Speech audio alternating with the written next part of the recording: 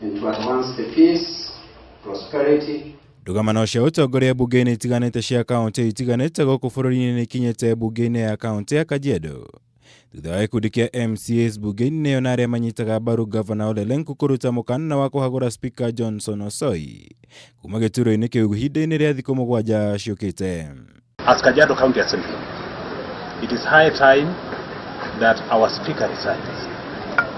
If he doesn't resign, then today we've just given a notice of the intention to remove him. So in 7 days, if he is not going to resign, then he will be no more.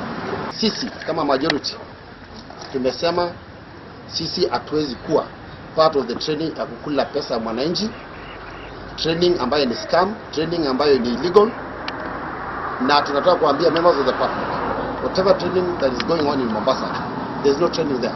It's lobby. Ni siasa anafanya akitumia pesa ya umma.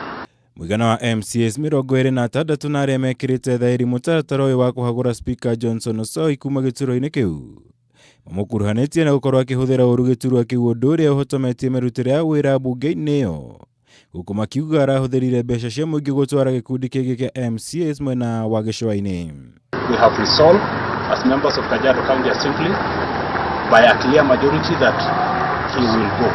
We have so many grounds to make sure that Osoi goes home.